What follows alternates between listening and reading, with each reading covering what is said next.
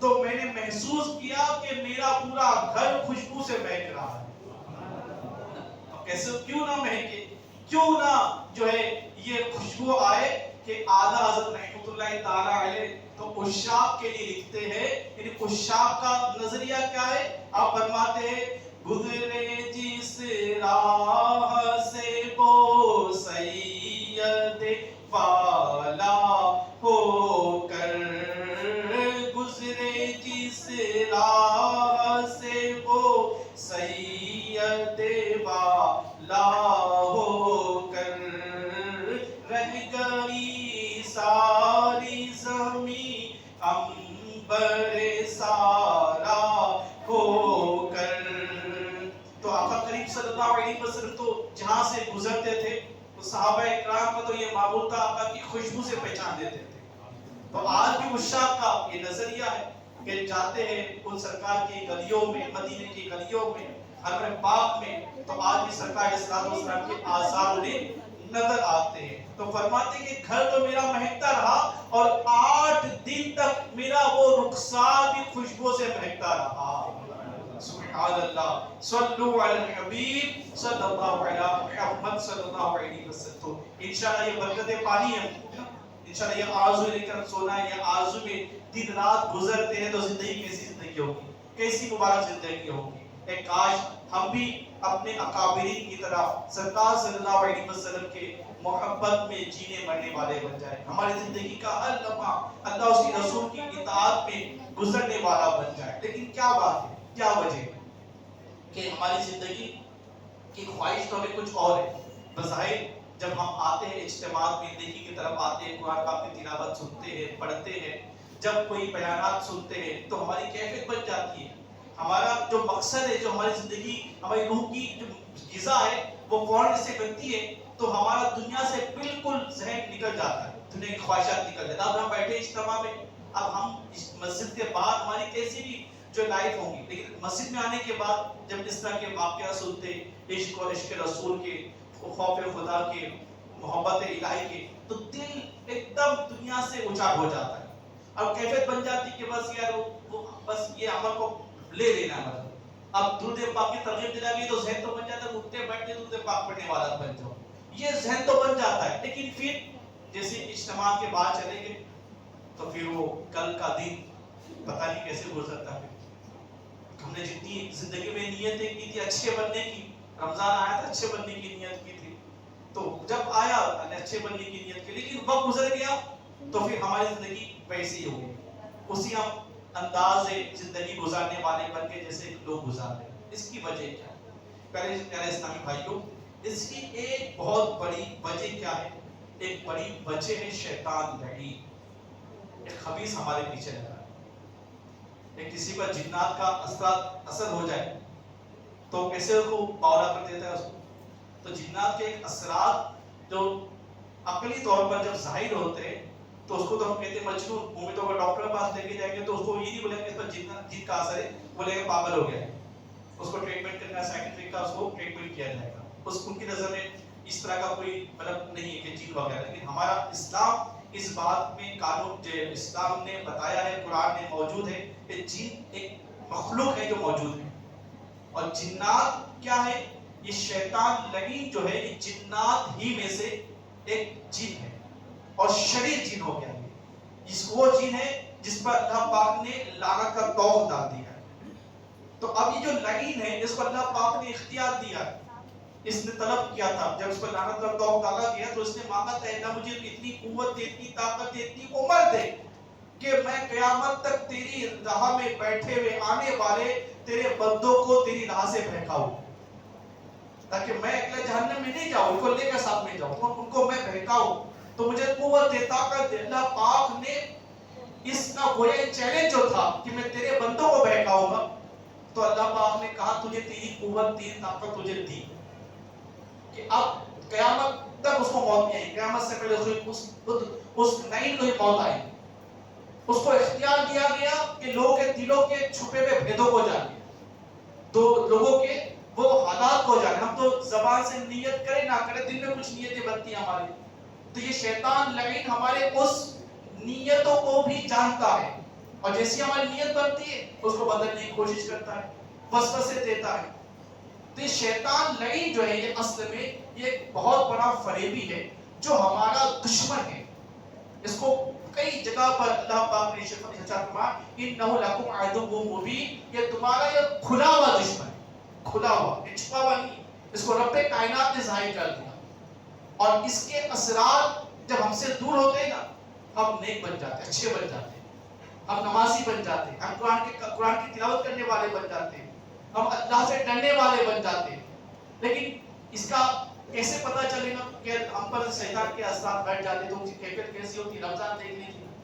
رمضان کا جیسی چار نظر آتا ہے تو پورے دنیا بھر کی مسجدیں کھچا کچ بن جاتی ہیں. لوگ جہاں یوں 5 وقت کی نماز میں صبح صادق کا آخری وقت میں یعنی 1/3 حصے کا تیسرا حصہ ہوتا ہے اس میں نماز فجر ادا کی جاتی ہے تو اس میں بھی جو صفیں ہماری خالی ہوتی ہیں عام دنوں میں، لیکن رمضان میں صبح صادق سے پہلے فجر کا وقت شروع ہونے سے پہلے گھروں میں لائٹیں شروع ہو جاتی ہیں. سحری کی تہجد کی نمازیں تلاوتیں ہوتی ہیں اور مسجد میں امام صاحب سے پہلے جو ایسی صفیں بن جاتی کہ امام صاحب کو لگتا ہے آنے پہلے دن تو اندر آنے کون آسانی سے جگہ نہیں ملتی. تو یہ کیا ہوتا ہے کہ شیطان لعین جیسے قید ہو جاتا ہے جس کا ایک بڑا اثر ہم سے دور ہو جاتا ہے تو پوری کمیونٹی جو ہے وہ نیکی کی طرف دوڑ پڑتی ہے، ہاتھ میں تسبیح آ جاتی ہے. تو اس بات سے ہمیں سمجھنا ہے کہ ہم کس طرح شیطان کے جال میں پھنسے ہوئے، کس طرح یہ دشمن ہمارے پیچھے لگا ہوا ہے اور ہم اس سے بے پرواہ ہو گئے. اور دنیا کا کوئی دشمن ہوتا ہے نا تو اس کو ہم چھوڑتے نہیں ہیں، اس کے ساتھ پشتوں تک ہم اس کو پیچھا نہیں چھوڑتے. کسی سے دشمنی ہو جائے تو اس کے ساتھ نہ کھائیں گے نہ بیٹھیں گے نہ اٹھیں گے، یعنی رات میں خوف بھی آئیں گے تو اس کی دشمنی کیا ہے. لیکن دنیا کا دشمن ہمارے ساتھ کیا کرے گا؟ بہت سے بول ہمارے مال کو نقصان پہنچائے گا، ہماری عزت کو نقصان پہنچائے گا، ہماری جان کو نقصان پہنچائے گا. اور یہ تمام چیزیں دنیا کی محدود حد تک ہے، دنیا کی زندگی تک ہے. لیکن شیطان لعین جو ہمارا دشمن ہے وہ ہمارے مال کا دشمن نہیں ہے، وہ ہماری جو جان کا دشمن نہیں ہے، وہ ہمارے ایمان کا دشمن ہے. وہ چاہتا ہے کہ ہم اللہ اس کے رسول کے نافرمان بن جائیں، وہ چاہتا ہے کہ ہم جہنم میں چلے جائیں اور اللہ کے عذاب کے حقدار بن جائیں. تو دنیا کا جو دشمن جسے ہم دشمن سمجھتے ہیں اور اس کی دشمنی میں اپنے یعنی بعض لوگ ایسے ہوتے ہیں کہ اس کی دشمنی میں اپنی خوشیاں بھی آگ میں جھونک دیتے ہیں. بھئی مجھے اپنی خوشی نہیں چاہیے، اس کا مجھے نقصان پہنچانا ہے. تو دنیا کے دشمن سے تو ہم یوں فائٹ کرنے اسٹینڈ ہوتے کھڑے ہوتے کہ لاکھ کوئی سمجھائے بھائی معاف کر دو چھوڑ دو، نہیں اسے دشمنی کرنی. بلکہ مسلمان ہے تو اسے تو معاف کرنے پر ہمیں اجر ملے گا، ہمیں اللہ تعالیٰ اس کا اجر عطا فرمائے گا. لیکن ہم کسی کی بات سننے تیار نہیں ہوتے. لیکن جو دشمن ہمارے پیچھے ایسا لگا ہے جو ہمیں اپنے رب کی ناشکری پہ لے کر جاتا ہے، جو اپنے رب کی نافرمانی کی طرف ہمیں لے کر جاتا ہے، ہم اس کو بھول بیٹھے. اب اس کی وجہ کیا ہے؟ اس کی وجہ یہ کہ ہم اس کو آنکھوں سے دیکھ نہیں سکتے. اچھا اس کے خطرات کو اس کے کاموں کو سمجھا جا سکتا ہے لیکن اس کے لیے نور بصیرت چاہیے. اللہ والوں کو اللہ پاک یہ وسعت دیتا ہے. یہ وہ جن کا ایک مطلب یہ بھی ہوتا ہے کہ جو غائب ہے، چھپا ہوا ہے، نظر نہیں آتا، اس کا ایک مطلب یہ جو پردہ ہے. تو چونکہ جن نظر نہیں آتا اس کی وجہ نام کی حکمت نہیں ہے. تو یہ پردہ ہے کہ اللہ پاک نے جو مخلوق میں ان کے سامنے جو ہمارے لیے پردہ رکھا ہے. پردے اڑ جائیں تو ان کی شکلیں بہت حیوانی ہیں، اس سے دیکھ کر شاید ڈر جائے ہم اور اس طرح بہت سارے کام ہمارے لیے ڈسٹرب ہو جائے. کیونکہ حدیث پاک کا خلاصہ مفہوم یہ بھی ہے کہ جنات اتنے ہیں کہ ہمارے سے 10 گنا زیادہ یہ جنات کی تعداد ہے. یہ جتنے انسان آپ جتنے دنیا میں گن لیجیے اس سے 10 گنا زیادہ جنات ہیں. اور جس طرح انسانوں میں منافقین ہیں، مشرکین ہیں، کافر ہیں، مومن ہیں، مومن میں جو مسلمانوں میں نیک ہے، تو اس طرح جناتوں کی اقسام بھی ہوئی ہے. اب یہ جنات کی ایک مخلوق جسے کہتے ہیں حمزات. حمزات کیا ہے کہ حدیث پاک میں آقا کریم صلی اللہ علیہ وسلم نے ارشاد فرمایا کہ جب کوئی بچہ پیدا ہوتا ہے تو اللہ پاک اس کے ساتھ ایک شیطان پیدا کرتا ہے اور شیطان کا نام ہے حمزات. اور ہر حمزات یہ کافر ہے سوائے ہمارے نبی صلی اللہ علیہ وسلم کو اللہ پاک نے یہ اعزاز دیا کہ آقا کریم صلی اللہ علیہ وسلم فرماتے ہیں کہ اللہ پاک نے اسے جو ہے میرا امتی کر دیا اور وہ جو حمزہ ہے وہ مسلمان ہو گئے. اب وہ سرکار صلی اللہ علیہ وسلم اللہ کے نبی جو ہے یہ ان شیطان کے بسبسوں سے خطرات سے پاک ہوتے ہیں. شیطان کے خطرات نبیوں پر نہیں کام کرتے, کا داؤ نبیین پر نہیں چلتا. تو جو انسان پیدا ہوتا ہے اس کے اندر ایک حمزات پیدا ہو جاتا ہے, اور یہ حمزات کیا کرتا ہے کہ زندگی بھر اس کو اللہ کی نافرمانی کی طرف اکساتا رہتا ہے, اس کو بہکاتا رہتا ہے. اس طرح بھی شیطان کے اور بھی کئی چیلے ہیں جس میں مقرر ہے بازاروں پر کہ بازار میں جانے والوں کو وہ اور غفلت میں ڈالتے ہیں, برائی پر لگاتے ہیں. اس طرح کچھ جنگلوں میں ہیں, کچھ ہمارے گھر میں رہتے ہیں, کچھ ہمارے گھروں پر رہتے ہیں. اس طرح بڑی تعداد میں جنات ہیں. لیکن پیارے اسلامی بھائیوں, یہ شیطان جس کی ہم بات کر رہے ہیں یہ بھی ایک خبیث جن ہے جو اللہ نے جس پر لعنت کا توق ڈالا. اب اس کی جتنی نسلیں ہیں یہ اسی قسم کی ہے, اور ان کا کام کیا ہے کہ مومنین کو, اللہ کے نیک بندوں کو راہ حاصل ہو. اب اس سے بچے کیسا؟ پہلے تو دیکھیے کہ یہ نظر نہیں آتے, لیکن اللہ کے مقبول بندوں کو یہ نظر بھی آتے ہیں, اور یہ مقبولان بندے جو ہے اللہ کے نیک بندے جو ہے ان پر اپنے طور پر کاروائی بھی کرتے. کس طرح کاروائی کرتے؟ تو آئیے پیارے اسلامی بھائیوں ایک صحابی کا واقعہ میں عرض کرتا ہوں. صحابی رسول ہے نا, سبحان اللہ کہیے سبحان اللہ. یہ صحابی رسول ہیں آقا کریم صلی اللہ علیہ وسلم کے صحابہ, ان کی شان کتنی نرالی ہے کہ ہمارا تو الحمدللہ ہر یہ عقیدہ ہے کہ ہر صحابی نبی جنتی جنتی. یہ نعرہ ہمارے گلی گلی میں گونج رہا ہے, ہمارے گھر گھر میں گونج رہا ہے. جب موقع ملے بچوں کے ساتھ نعرہ لگانا ہے. یہ عقیدہ الحمدللہ ہمارا ہے, ہمارے اسلاف کا ہے, اور یہ عقیدے کی آج اشد ضرورت بھی ہے, اس اظہار کرنے کی ضرورت ہے. ہر صحابی نبی جنتی جنتی, سب صحابیات بھی جنتی جنتی, 4 یاراں نبی جنتی جنتی, حضرت صدیق بھی جنتی جنتی, اور عمر فاروق بھی جنتی جنتی, عثمان غنی جنتی جنتی, فاطمہ اور علی جنتی جنتی, حسن اور حسین بھی جنتی جنتی, والدین نبی جنتی جنتی, ہر زوج نبی جنتی جنتی, اور ابو سفیان بھی جنتی جنتی, ہے معاویہ بھی جنتی جنتی, ہر صحابی نبی جنتی جنتی. آئیے ایک صحابی رسول کا واقعہ سنو کہ ان کو اللہ پاک نے اپنے نبی کے صدقے کیسے اعزاز عطا فرمایا. کہ ابو سعید خدری رضی اللہ عنہ فرماتے ایک مرتبہ میں نے ابلیس کو دیکھا. کون ابلیس؟ شیطان. میں ڈنڈا لے کر اس کی طرف بڑھتا گیا کہ اس کی پٹائی کروں. شیطان بولا اے ابو سعید, کیا آپ نہیں جانتے کہ میں ڈنڈے یا کسی بھی دنیاوی اسلحے سے نہیں ڈرتا؟ میں نے کہا اے ملعون, پھر تو کس چیز سے ڈرتا ہے؟ بولا 2 چیزوں سے. وہ 2 چیزیں کون سی ہیں جس سے شیطان نہیں ڈرتا ہے؟ کہا ایک تو استعاذہ, اور دوسرا صدیقین کے نور معرفت سے, یعنی اللہ کے ولیوں سے جن کو اللہ پاک اپنی معرفت عطا کرتا ہے, جو صدیقین ہیں. ایک تو ان کی جماعت سے ڈرتا ہوں, اور دوسرا استعاذہ سے. اب پیارے اسلامی استعاذہ کیا ہے؟ استعاذہ کا مفہوم ہے کہ اللہ سے پناہ لینا, کہ جو اللہ سے پناہ لیتا ہے تو شیطان لعین اس سے ڈرتا ہے. اب پیارے اسلامی بھائی یہ واقعہ ایک صحابی رسول کا ہے. اب غور کریں کہ جو چیز ہمیں نظر نہیں آتی وہ صحابی رسول کو نظر آتی.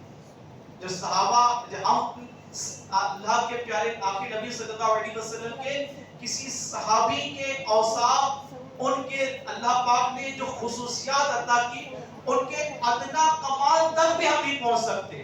تو سرکار صلی اللہ علیہ وسلم کہ کوئی معاذ اللہ کہے کہ ہمارے جیسے بشر ہے تو ان کا عقیدہ کیسا ہوگا؟ ایک صحابی کے ایک کرامت کا تو کوئی مطلب کر کے بتائے برابر کہ جن کو جنات نظر آتے تھے. اچھا جنات نظر آتے ہیں پیارے اسلامی بھائیوں, تو یاد رہی جنات ہم کو دیکھتے ہیں, ہم اس کو دیکھ نہیں پاتے. تو اللہ پاک نے ان کو نور بصیرت عطا فرمائی تھی, انہوں نے دیکھا اور دیکھ کر ان کے ساتھ یہ معاملہ کیا، اور ان کے ذریعے ہمیں ایک نسخہ مل گیا، ایک طریقہ مل گیا کہ شیطان لعین جو اتنا بڑا دشمن ہے اس سے بچنے کا طریقہ کیا ہے؟ ایک تو صدیقین کی جماعت ہے، کسی اللہ کے ولی کے دامن میں آ جائے نا، جب ان کی نظر پڑ جاتی ہے تو انشاءاللہ شیطان کا مکر و فریب اس پر بھی نہیں چلتا۔ اس کا واقعات بڑے بڑے ہے نا، خواجہ عثمان غالبی رحمۃ اللہ تعالی علیہ، ان کا واقعہ سنیں گے تو پتہ چلے گا۔ اس طرح کے اور بھی واقعات ہیں کہ جس میں شیطان لعین تو آیا جو ہے بہکانے کے لیے، لیکن پیر و مرشد نے ایسی نظر کرم فرما دی کہ اس لعین کا مکر و فریب سے وہ بچ گئے۔ اب پیارے اسلامی بھائیوں، غور کریں کہ سرکار جب صحابی کا یہ کمال ہے کہ وہ شیطان لعین جو جنات یا غیبی مخلوق ہے ان کو ماتھے کی آنکھوں سے دیکھے تو سرکار کا عالم کیا ہوگا۔ اور کسی نے خوب کہا ہے سر عرش پر ہے تیری گدر، جب صحابی کی یہ کمال ہے تو اب آقا کی شان کیا ہوگی؟ تو کیا فرماتے ہیں؟ سر عرش پر ہے تیری گدر، دل فرش پر ہے تیری نظر، ملکوت و ملک میں کوئی شے نہیں جو تجھ پہ عیان نہیں، یا رسول اللہ صلی اللہ علیہ وسلم۔ اچھا کمال کی بات دیکھیں، اللہ پاک نے ہمیں فتنوں کے دور میں کیسا پیارا خوش اخلاق عقیدہ دیا ہے۔ اللہ پاک نے کیسی عقل سلیم دی ہے، یعنی اتنی کھلا یوں کہے کہ دلیل موجود ہے، کسی کا بچے کو سمجھائے تو سمجھ جائے گا کہ بھائی کیا سمجھے گا کہ شیطان تو ہمارے دل کو دیکھتا ہے، ہمارے دل کے وسوسوں کو جانتا ہے، ہماری نیتوں کو پھیرنے کی طاقت رکھتا ہے۔ کیا مطلب ہوا؟ یعنی اس کو ہمارا نام پتا ہوگا، ہمارے دل کے بھید معلوم ہے، دل میں جو نیت کی وہ معلوم ہے، اور ہم نیکی سے بدی کی طرف جائیں اس کو پھیرنے کی طاقت بھی اس کے پاس ہے۔ شیطان کے لیے تمام چیزیں مانتے ہیں، اور تمام کائنات کے جو آقا ہے، تمام رسولوں کے سردار ہے، تمام انبیاء کے نبیوں کے جو نبی ہے، جب کہتے کہ ہمارے نبی صلی اللہ علیہ وسلم ہمارے دلوں کے راز کو جانتے ہیں، ہمارے دلوں کی اٹھنے والی آہ کو جانتے ہیں، اور جب کوئی نبی کوئی امتی اپنے نبی کی بارگاہ میں کوئی عرض کرتا ہے، استغاثہ پیش کرتا ہے، کوئی مدد کے لیے پکارتا ہے تو ہمارے نبی اس کی مدد بھی کرتے ہیں۔ یہ کہتے شرک ہے۔ شیطان کے لیے کہا جائے تو ہاں سب صحیح ہے، کوئی مسئلہ نہیں، اور نبی جو عظمت ہے جن کی شان اتنی بلند ہے، اور ان کے لیے جب یہ کہا جائے کہ ہم یہاں سے پکارے تو وہاں وہ سنے، مصطفیٰ کی سماعت پہ وہ کہتے ہیں ہم تو آواز دیتے تو وہ نہیں سنتے، اور شیطان دل میں ہمارے بس وہ سن لیتا ہے۔ یہ کیسا عقیدہ ہے؟ یہ کیسا مطلب یہ شیطان نے گھما دیا کہ تم میرے چیلے بن جاؤ، میرے غیب کو مانو، میرے اختیار کو مانو، میری قوت کو مانو، میری طاقت کو مانو، لیکن کسی اللہ کے نبی اور ولی کی بات آئے تو کہنا شرک ہے۔ یہ کیسا شرک ہے؟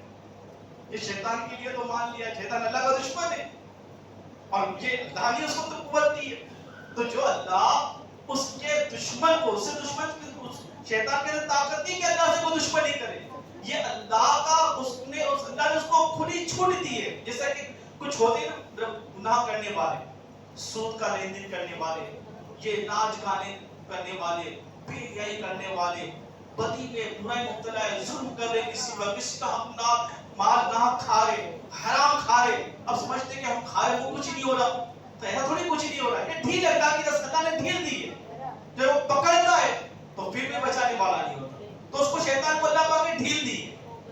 تو شیطان کو جب اللہ پاک نے قوت دی ہے تو کیا اپنے مقبول بندوں کو نہیں دے سکتا؟ کیا اپنے ولیوں کو نہیں دے سکتا؟ اللہ تو یہی ہے کہ جب ادنا کے لیے کوئی چیز ثابت ہو تو اعلیٰ کے لیے تو وہ چیز اس سے اور زیادہ ثابت ہوگی، کمزور کے لیے کوئی چیز ثابت ہو جائے تو قوت والوں کے لیے اس کی چیز زیادہ جو ہے اس کو مدلل مانی جائے گی۔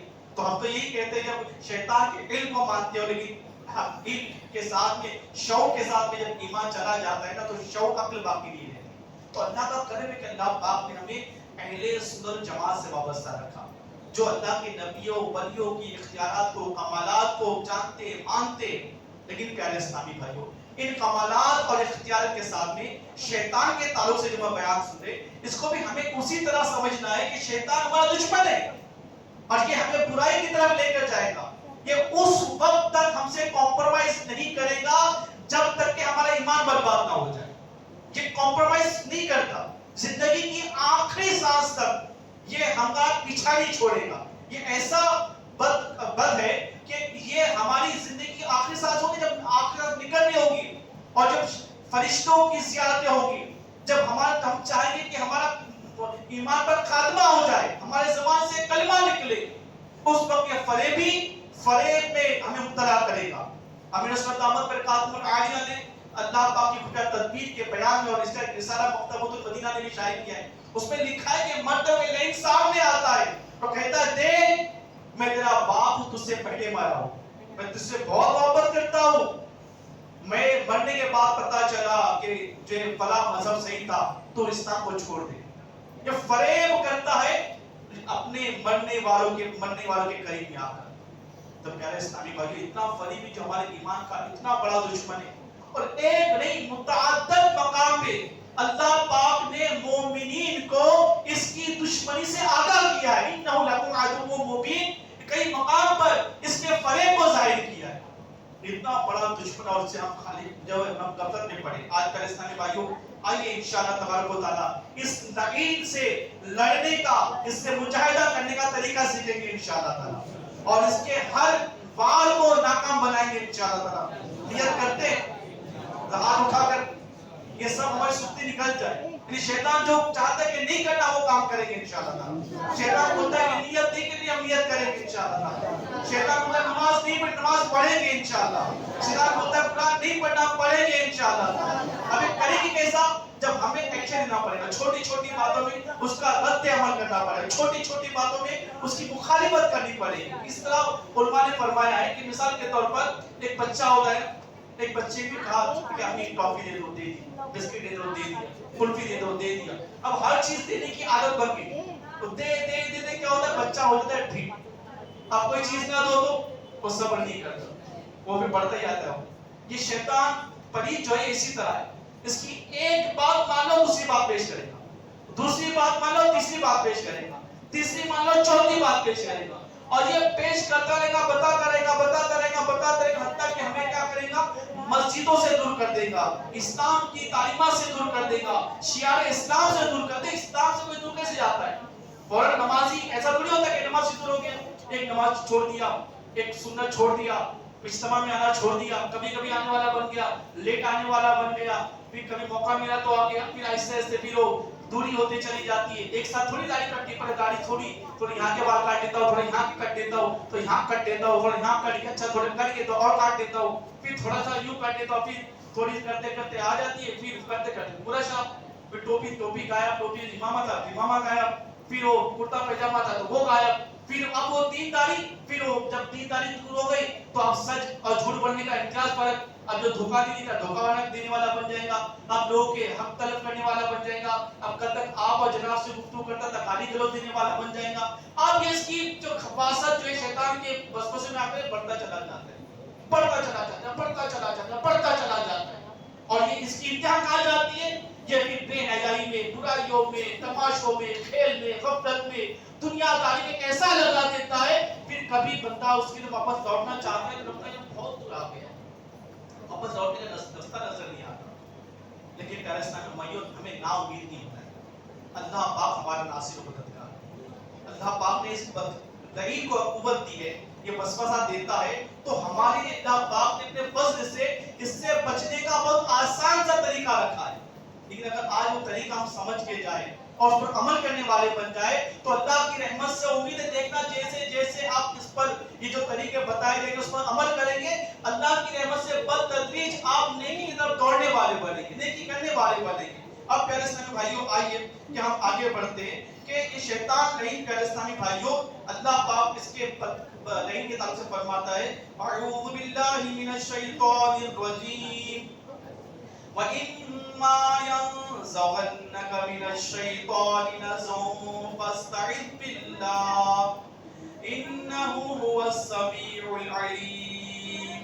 اور اگر تجھے شیطان کی طرف سے کوئی وسوسہ آئے تو اللہ کی پناہ مانگو, بے شک وہی سننے والا جاننے والا ہے.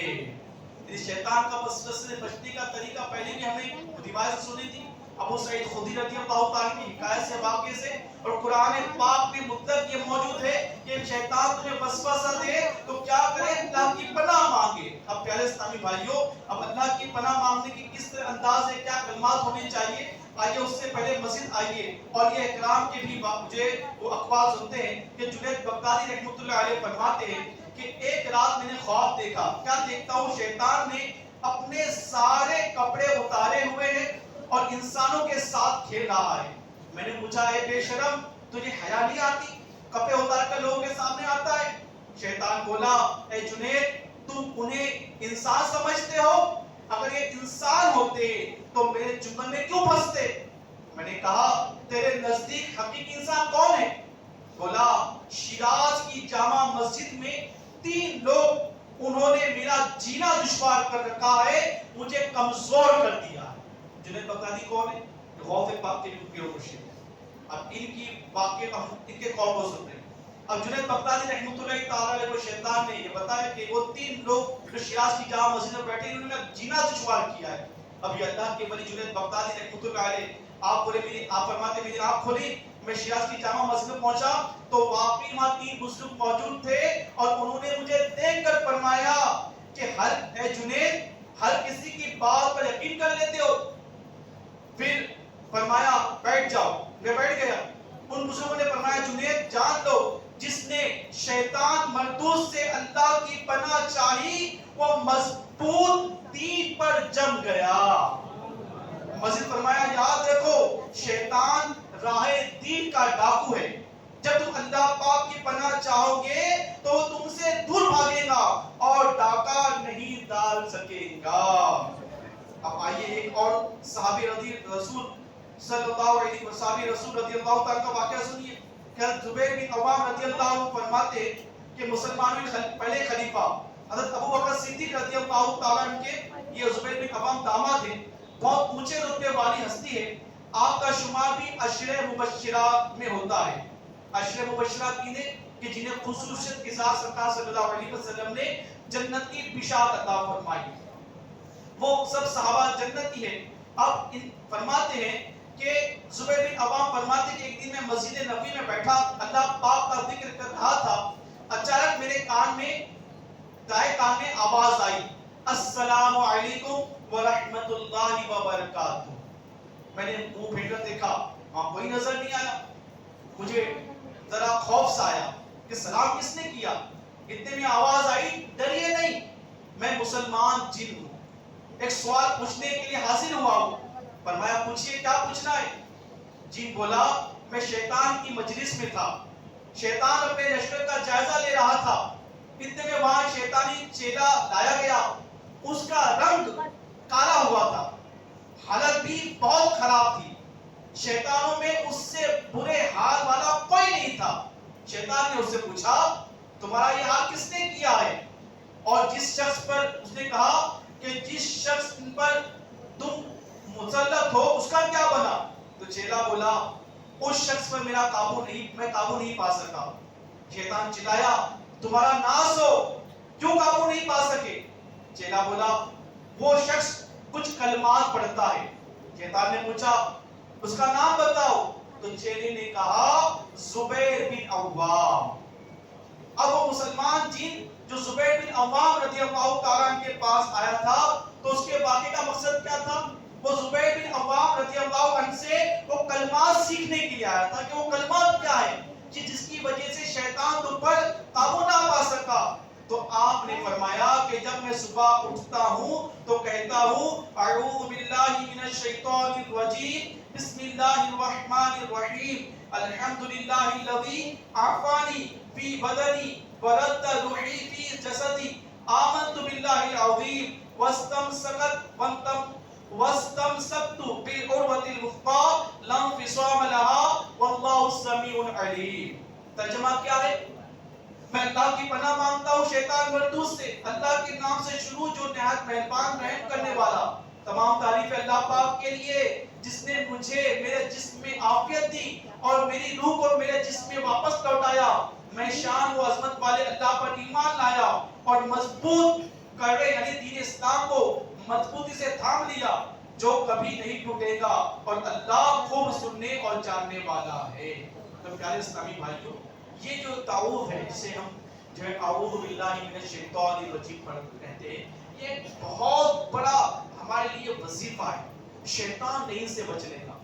ये इतना आसान, इतनी इसकी ताकत कितनी, इसका जोर कितना, इसके चेले कितने, इसके खतरे कितने, इन तमाम खतरात से बचने का एक तरीका बस, वो क्या पढ़ना है? अऊज़ु बिल्लाहि मिनश शैतानिर रजीम। क्या पढ़ना है बोलिए? अच्छा, इसमें जो पढ़ रहे होंगे बात ना, जो पढ़ रहे हैं अल्लाह को सलामत रखे, इस सही पढ़ने वाले पर इसमें जो ऐन का तलफ्फुज़ है उससे याद आना चाहिए। इसमें जो ज़ाल का तलफ्फुज़ है, ज़ाल वा ज़ा, तीन लफ्ज़ ऐसे हो जो सिमिलर जब प्रोनाउंस है उनका आवाज सिमिलर एक ही जैसा निकलती है। कोई पहचानने वाला पहचानेगा कि क्या पढ़ा है हमने, और जिसको पता है वो तीनों में फर्क कर पाएगा, और तीनों में फर्क करना ये जरूरी है। इसी तरह हम पढ़ते हैं सुब्हान रब्बियल अज़ीम, वहां पर वा है और यहाँ पर क्या है? आऊज़ु ज़ाल है, ये दोनों में फर्क है। अब वहां पर वा की जगह कुछ और पढ़ लेगा तो माना भी बदल जाएगा, या ज़ाल की जगह कुछ और पढ़ेगा तो माना बदल जाएगा। तो ये जो भी वजीफे हैं, जो तस्बीहात है, इसको सही पढ़ने वाला सही समझ सही सीख कर हमें पढ़ने की कोशिश करना चाहिए। अल्हम्दुलिल्लाह मदरसतुल मदीना बालिगा दावत इस्लामी का डिपार्टमेंट जो है इसी तलफ्फुज़ की दुरुस्तगी को, हमारे कुरान और नमाज को दुरुस्त करवाने के लिए कोशिश कर रहा है। अल्हम्दुलिल्लाह इसके इंशाअल्लाह दीगर ऐलान में पेश करूंगा। आप नियत करें कि इंशाअल्लाह इन औराद और वसाइल को, अपनी नमाज को दुरुस्त करने के लिए दावत इस्लामी के डिपार्टमेंट मदरसतुल मदीना बालिगात में एडमिशन ले लेंगे इंशाअल्लाह। हमारे कई मकामात पर मदरसे लगते हैं, मदरसे मदीना बालिगात लगते हैं। और अच्छा, आप में से वो इस्लामी भैया अगर मौजूद है तो जो पढ़ा सकते हैं, तो आज इस दीन उम्मत को आपकी बहुत जरूरत है। आज मुसलमान कुरान और नमाज से दुरुस्त है, कुरान और नमाज से करीब हो जाए तो इसकी कई कमजोरियां दूर हो जाए। अब मिसाल के तौर पर अब यही वजीफा अऊज़ु बिल्लाहि मिनश शैतानिर रजीम अब पढ़ना ही नहीं आता बेचारे को, अब नहीं सही पढ़ेगा तो उसके तलफ्फुज़ अदा नहीं हो रहे तो उसका माना खुद और बन जाएगा। और बिलखुसूस जो मकसद पढ़ने का है कि अल्लाह की पनाह जो चाह रहा है, ये तलफ्फुज़ का अदा ही नहीं हो रहा है, मकसद मफहूम तो कुछ और बन रहा है। तो जब वजीफे का सही तलफ्फुज़ अदा नहीं होगा तो उसकी बरकतें हासिल नहीं होती। तो अब ये आपसे गुजारिश है जो पढ़ा सकते कि इस वक्त उम्मत की बहुत बड़ी जो है कमजोरी है वो ला इल्मी जो है। अब इस ला इल्मी को दूर करने के लिए अल्हम्दुलिल्लाह अमीर सुन्नत दामत बरकातुहु आलिया फरमाते हैं कि जहालत को दूर किया जा सकता है इल्म से। निगार शुरा फरमाते हैं कि अगर कौम की जहालत दूर हो जाए तो कौम तरक्की कर जाए। अभी वो जहालत कौन सी? कि जहालत हक और बातिल की तमीज की है, सही और गलत की पहचान की है, हराम और हलाल की तमीज की है, अदब और जो है ये मुस्ताहिकी के जो मियार है इसको समझने की है। तो ये चीज जो प्यारे भाइयों इल्म दीन सीखने से आएगी, हमें कुरान पढ़ने से आएगी, कुरान समझने से आएगी। और मदरसतुल मदीना बालिगात ये दावत इस्लामी का एक ऐसा डिपार्टमेंट है कि बाज हमारे शोबे तो ऐसे कि जिसमें हमें जाना पड़ेगा, निकलना पड़ेगा, घरों से मोहल्लों से बाहर जाना पड़ेगा, लेकिन मदरसतुल मदीना बालिगात ये डिपार्टमेंट वो है कि जो गली गली अल्हम्दुलिल्लाह कुरान पाक की तालीम को आम करता है। इसमें हमको बहुत ज्यादा दूर सफर करके नहीं जाना, यानी पूरा दिन हमको देना नहीं होता। ओनली दिन का 45 मिनट हमको निकालना है सुबह या शाम में जो हमें मैसर आए, और 45 मिनट में अल्हम्दुलिल्लाह एक तो ये 45 मिनट अगर इल्म दीन सीखने के लिए दे रहे तो जब तक हम घर से निकलते मदरसे में आते और वापस घर जाने तक ये हम राह खुदा के मुसाफिर हैं, कि अल्लाह की राह में सफर करने वाले, जिसके लिए फजीलत में आया है कि जो बंदा घर से निकलता है तो जो इस रात में चूंटियां जो है समुद्र में मछलियां और चरिंद परिंद उन इल्म दीन की तलाश करने वाले के लिए दुआए मग़फ़िरत करते हैं। जो किसी इल्म दीन की मजलिस की तरफ चलता है तो हदीस पाक का मफ़हूम है कि वो जन्नत के रास्ते पर चलता है। तो इल्म दीन सीखने वालों के बड़े फज़ाइल। तो मदरसतुल मदीना बालिगात ये हमारा एक शॉर्ट टाइम इल्म दीन सीखने का एक बहुत अच्छा मेथड है कि हम अपने इलाकों में, अपनी मस्जिदों में, अपने मोहल्लों में, अब देखिए आप मुसलमानों को कहाँ देखना है तो कहाँ मिलेंगे? मुसलमान मिलेगा आपको ढाबे पे, होटलों पे, नाइट में चले जाओ तो किसी मैदान में, आज का तो बैठक हो रही है तो बैठ कर वो गपपाशी कर रहे, यदि रातें गुजर रही है बुराई कामों में, बेहई कामों में। यही रात का टाइम अगर मुसलमान जो हम एक बड़ी तादाद में हमारे नौजवान बड़े इस्लामी भाई यहाँ घूमने तो मस्जिद में जमा करके बिठा देना, ان کو کوئی طریقہ دے دے. آج لوگ آنے تیار ہیں. آج دعوت اسلامی کا اجتماع ہو رہا ہے, یہ اجتماع ہو رہا ہے تو ہم آ رہے ہیں نا, اجتماع کی دعوت ملی تو ہم آ رہے ہیں. اگر یہ اجتماع نہیں ہوتا, یا جن کو آج دعوت نہیں ملی, یا جن کو ہم لانے میں کامیاب نہیں, وہ ان کا وقت کام گزر رہا ہے, ان کا پتہ نہیں کام کیسے کیسے کام گزر رہا ہو. لیکن جو اجتماع میں آ رہا ہے, الحمدللہ اس کی دنیا بھی سنور رہی ہے, آخرت بھی سنور رہی ہے. تو یہاں جس طرح ویکلی آ رہے, تو یہی دعوت اسلامی کا ایک کلاس سمجھے کہ ایک چھوٹا سا ہماری کلاس ہے, ایک ہماری ٹیوشن ہے, وہ مدرسہ مدینہ والی کا ہے. اس میں وہ اسلامی بھائی جو ہم اجتماع میں نہیں لا پاتے, اجتماع پورے ہمارے جوگیشن میں ایک مقام پہ ہو رہا ہے, تو وہاں سے گاڑیاں کر کے سفر کر کے آنا, ابھی سب آنے والے بن جائے اللہ کرے, لیکن سب آنے والے بن جائے تو شاید یہ مسجد چھوٹی پڑ جائے گی ہماری. صحیح معنی میں دعوت اسلامی سے کنیکٹ اسلامی بھائی ہمارے محلوں میں ہوتے, علاقوں میں ہوتے, ٹچ میں ہوتے, وہ اگر اجتماع میں آ جائے تو یہ مسجد بلا مبالغہ چھوٹی پڑے گی. لیکن کیا ہے, کوئی اجتماع میں ہر ایک قدر سفر کر کے نہیں آتا. لیکن مدرسہ مدینہ والیگان ہمارے بالکل قریب میں مسجد کے اندر ہے, اور کہاں بھئی آؤ 45 منٹ نماز پڑھ کے مدرسے میں بیٹھو چلے جاؤ.